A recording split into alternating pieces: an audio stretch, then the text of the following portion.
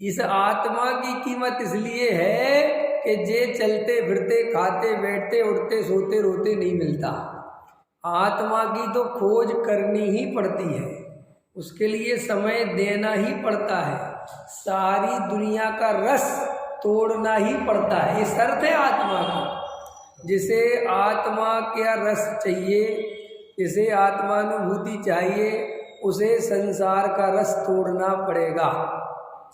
अगर संसार में सुख बुद्धि है, सुख की कल्पना है, पैसे में सुख दिखता है, पद में सुख दिखता है, मकान दुकान में सुख दिखता है, स्त्री पुत्र कुटुंब परिवार में सुख दिखता है, समाज में सुख दिखता है, पद प्रतिष्ठा में सुख दिखता है, तो सुनो, वहाँ सुख दिखता है तो तुम सुबह शाम स्वाध्याय सुनते रहना, आत्मा नहीं मिलेगा। कि क्यों नहीं मिलेगा? क्योंकि जब तुम्हें पर में इतना सुख दिख रहा है तो आत्मा के लिए जैसी ताकत चाहिए वैसी लगा ही नहीं पाओगे। सीधा खड़े थे क्यों लगाओगे आप? लेकिन जब स्वाध्याय में बैठना कोई बड़ी बात नहीं है, ये कोई धर्मात्मा होने का लक्षण नहीं है। ये तो सारी दुनिया अपने अपने पंथ संप्रदाय में जो परंपरा चलती है सुबह सुनते, इसमें क्या है? लेकिन ये बताओ, अभी पैसे में से सुख बुद्धि टूटी कि नहीं टूटी? मुझे पैसा सुखी कर देगा, ये जो मान्यता है, और ये पैसा बढ़ेगा तो मैं सुखी हो जाऊंगा, ये जो मान्यता है, ये टूटी कि नहीं टूटी? ऐसा ये तो नहीं टूटी। फिर अभी भूल जाओ, अभी आत्मा नहीं मिलेगा। शेर को सम्यक दर्शन हो सकता है, तुम्हें नहीं। लेकिन पानी अंछना पीते हो इसलिए सम्यक दर्शन होता, ये बात ही में दम नहीं है, ये झूठ है। ये बात यहाँ है कि अगर परद्रव्य में सुख बुद्धि है तो सम्यक दर्शन नहीं होगा। फिर चाहे तुम 28 मूल गुण ही पालने क्यों ना लगो। जैन समाज में इतना बढ़त, इतना बढ़िया से बढ़िया वस्तु का स्वरूप है अपने पास, दुनिया का सबसे आइकॉनिक तत्व, सबसे दुनिया की करीब वस्तु का स्वरूप जो हमारे पास है, वो दुनिया में किसी धर्म संप्रदाय के पास नहीं है। ये चाहे तो तुम लेबोरेटरी में जाके चेक करवा लेना, जितने वैज्ञानिक बनवाने उनको भिजवा लेना। जितने बड़े बड़े दार्शनिक हुए हैं दुनिया में, वे कहीं ना कहीं जैन दर्शन का ही समर्थन करते हैं। हाँ, जितने भी वैज्ञानिक हैं वे कहते साहब अगर कोई दम है तो जैन दर्शन वालों में दम। ये अलग बात है कि जैन दर्शन वाले कम हैं, समझने वाले कम हैं, समझाने वाले कम हैं, आत्मा की रुचि वाले कम हैं, ये अलग बात। और ये होना ही चाहिए, क्योंकि धर्म तो कोई बिरले को ही चाहिए ना भाई, बड़े बाबा छोटे बाबा सबको चाहिए, लेकिन आत्मा तो किसी किसी को ही चाहिए। ये वस्तु का स्वरूप 6 द्रव्य 7 तत्व 8 कर्म 9 पदार्थ 10 धर्म 4 अभाव निमित्त उपादान, किसको समझने की फुर्सत है? कौन समझे? क्यों समझे? सबको रंग राग वाला धर्म अच्छा लगता है। और नेचुरल देखो, तुम्हारा बच्चा तुमसे क्या कहता है? 10 साल का बच्चा, 11 साल का बच्चा, 8 साल का बच्चा क्या कहता है? अपना धर्म पता नहीं कैसा है, बोलता है ना। अपने धर्म में पता नहीं, ये मत करो, वो मत करो, ये मत करो, वो मत करो। उनका धर्म तो बहुत अच्छा है। इसका मतलब स्वाभाविक जीव राग की तरफ आकर्षित होता है, वीतरागता की तरफ नेचुरल आकर्षित। पानी स्वभावता नीचे की तरफ बहता है, बहता है। पानी कहाँ से निकलता है? ऊपर से, और जाता कहाँ है? नीचे। भरा वैसे ही है ना। लेकिन पानी ऊपर भेजना हो तो अपने आप नहीं जाता। बिल्कुल ऐसे ही समझना, संसारी जीव नेचुरल निबोध की तरफ ही जाता है, मोक्ष की तरफ अपने आप नहीं जाता।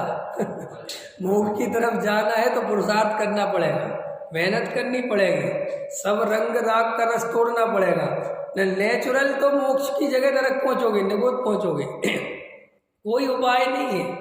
इसलिए गहराई से ये बात अच्छी से समझ लें कि जो ये भाषण दिए जा रहे हैं कि ये खाओगे, ये करोगे, करोगे फरोगे कुछ नहीं, इससे कुछ नहीं होता।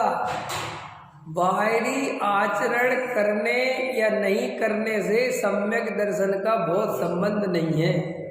सम्यक दर्शन का संबंध इस बात से है, क्या तुम्हें संसार में सुख की कल्पना है?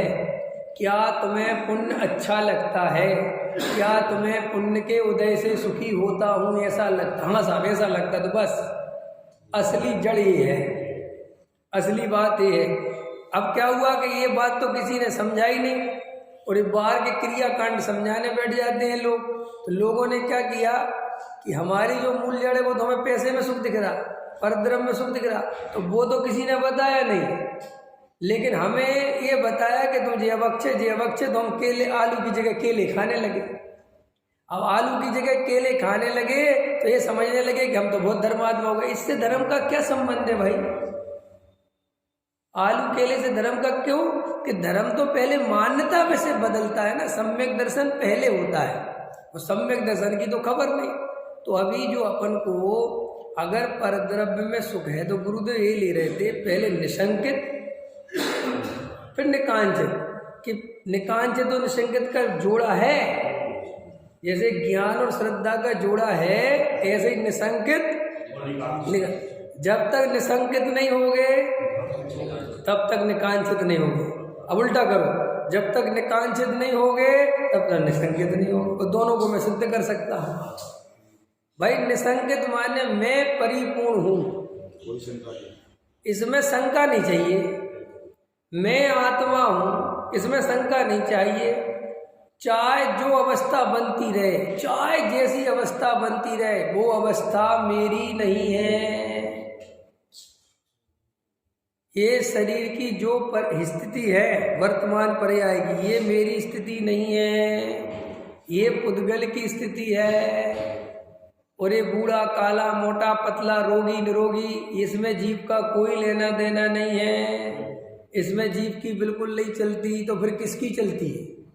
कौन कर रहा है? शरीर की अपनी योग्यता और वैसे ही कर्म का उदय, ये उन दोनों का निमित्त संबंध हो गया और इसकी योग्यता हो गई। ये शरीर मोटा, पतला, काला, गोरा, मरना, जीना, ये जीव नहीं कर रहा है। मैं इस शरीर में कब तक रहूंगा बताओ? आप लोग जवाब दे सकते हो। मैं वज्रसेन जी इस शरीर में कब तक रहूंगा? जब तक योगा करूंगा, है जिम जाऊंगा। बिल्कुल झूठ है, महाझूठ। इससे बड़ा झूठ दुनिया में दूसरा नहीं है। कि साहब आप तो शास्त्रों से बोल रहे हैं, शास्त्रों से नहीं, रोज आए दिन प्रैक्टिकल करके देखो। जिम करते करते चले गए, इससे ज्यादा क्या बताओ? कि नहीं साहब अच्छा खाओ पियो तो स्वस्थ रहते हैं, कहते ना लोग। तो तुम्हें पता है ये जो तुम्हारे पहलवान हैं और जो बड़े बड़े सुपरस्टार हैं जो हार्ट फेल से चले गए, इनके 2 डॉक्टर परमानेंट रहते हैं, इनकी डाइटें फिक्स रहती हैं, कितना किसमें कितना विटामिन है, कब कौन सी चीज़ खानी है, क्योंकि शरीर ही आत्मा है उनका। उनको आत्मा से तो कोई लेना देना है ही नहीं। उनके लिए तो ये शरीर ही सब कुछ है, सब कुछ है उनके लिए। तो भैया वे तो पानी भी पीते हैं। अब ये विराट कोहली जो पानी पीता है, पता है तुम्हें कितना महंगा पानी पीता है? उसका नहीं पता है कितना है? 4,000 रुपये लीटर है या 40,000 रुपये लीटर है। अब ये थोड़ा फिगर भूल रहा हूँ, या 4,000 या 4, इतने रुपए का पानी पीता है वो। 1 लीटर पानी आता, वो भी हिंदुस्तान से नहीं आता, विदेश से आता है। अब ऐसा पानी पीने वाला तो नहीं मरना चाहिए है? क्यों? ऐसा ध्यान रखने वाला तो एकदम फिट। अरे कुछ नहीं है, कुछ नहीं। और तुम्हें वो ऐसा उदय चलता है तो लगता है कि जो कितना फिट है, फिट है। अरे कुछ नहीं, अब भी उदय पलटे, अब भी मैं कह रहा हूँ, अब भी 1 सेकंड में तो खेल खत्म हो जाता है। ख्याल में आया कि नहीं आया? और मर गए ना। अरे आप देखो, अभी क्रिकेट होता है ना, तो अभी अपनी जो टीम है उसमें एक हार्दिक पांड्या है।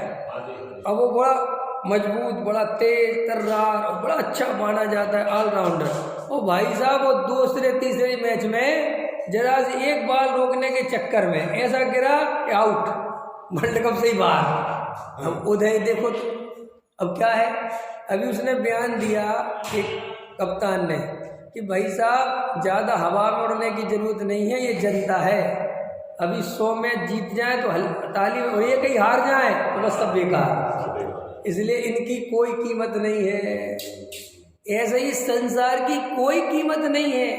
तुम जिस प्रशंसा के लिए मरे जा रहे हो, इस सब कर्म के उदय से होती है, और निंदा भी कर्म के उदय से होती है, संयोग भी कर्म के उदय से मिलते हैं, पैसा भी कर्म के उदय से मिलता है। और सुनो, गुरुदेव श्री कितना अच्छा ले रहे थे, मिलता है तो भी आकुलता में निमित्त है, सुख में नहीं। क्या गजब घटित किया उनने कहा कि हम ये तो मानते ही नहीं कि सुख का कारण है, पहली बात, और अगर तुम दूसरी हमसे कहलवाना ही चाहते हो कि कुछ तो है, तो हाँ है, कि क्या है कि आकुलता में निमित्त बनता है। नहीं समझ में आया?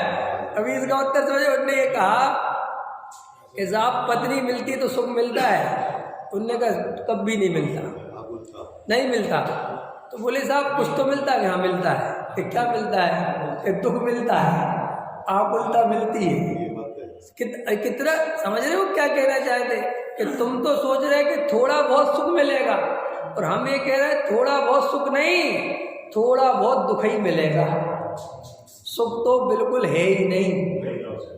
अब बोलो, अपन पैसे में सुख की कल्पना करके बैठे हैं और सम्यक दर्शन की बात करते हैं, कैसे मिलेगा सम्यक दर्शन? सम्यक दर्शन की पहली शर्त है, संसार में कहीं पर भी सुख नहीं दिखना चाहिए।